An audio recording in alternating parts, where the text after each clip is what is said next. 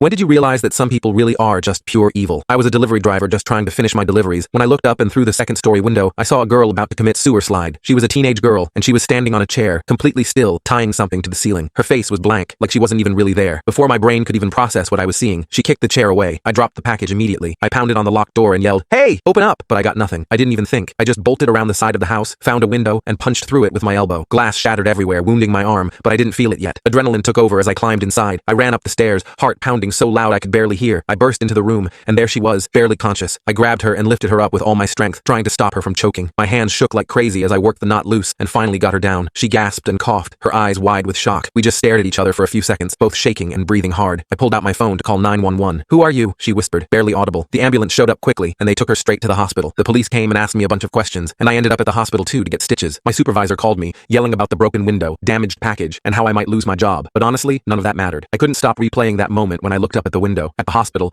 the doctor stitched up my arm. She was gentle and calm, which helped because I was still shaking pretty badly. Even after I got home, I was shaking. I couldn't sleep. I couldn't talk about it with my wife or my kids. The whole thing just ate away at me. I needed answers. So the next day, I called the hospital and asked for the girl's emergency contact info. After some hesitation, the nurse gave me a phone number. Apparently, the girl's foster parents were out of town. A man answered when I called the number, sounding irritated right away. When I explained who I was and what happened, his voice was cold, and what he said shocked me to my core. "Oh, okay, but you just said she's alive? So if she's not actually dead, why are you calling me and disturbing me on my holiday?" I went pale. I tried to explain again, but he just snapped. "Look, we've got 8 foster kids here. You think we care about every little drama? We feed them, we get the checks. Ellie keeps to herself. Not our problem if she's unstable." I clenched the phone so tight my knuckles turned white. "She tried to take her life," I said slowly, hoping he'd realize how serious this was. "And you stopped her. Congrats," he said flatly, then hung up. I just stood there staring at the wall, feeling completely hollow. I had never heard someone talk about a kid like that. It explained everything. The lifeless expression on her face, the emptiness in that huge house. No one had cared enough to notice she was hurting. In the weeks that followed, I couldn't get her out of my head. The nurse actually called me at some point to tell me Ellie had asked about me. She said she remembered the way I looked at her when I found her, like someone actually cared. Hearing that made something inside me shift. It made me want to show up again. About 2 weeks later, an address close to hers showed up on my delivery list again. It wasn't her house, but it was close enough to where I could knock on her door and pretend I'd made a mistake, and so I did. When I knocked, Ellie opened the door. She looked just as sad as ever, but she saw me and recognized me right away. "You're the package guy," she said softly. "Yeah, that's me," I replied, awkwardly mumbling something about getting the wrong address. I was going to just walk away, unsure of what to do, but then she asked me, "Do you ever think about what would have happened if you hadn't looked up?" I froze. I went to respond, but before I could, a woman appeared behind her in the doorway. I realized it was the foster mother. Her face changed when she saw me. "You," she said coldly. I nodded politely, but she stepped forward, blocking Ellie. "I didn't expect you to show up again. Because of you, we had to spend money to put her in therapy. We don't need any more of your interference." "I was just delivering something," I said, trying to stay calm. "Well, you did more than that. You cost us money," she said sharply. "And don't pretend you're some hero. You're not her guardian angel. You're just a delivery guy who happened to look up." I didn't respond. I glanced behind her at Ellie, who was quietly watching everything. Her eyes met mine, and she gave me this scared, shy look, almost as if she was begging me for help. I couldn't finish the story here. The full video is on my channel and linked below.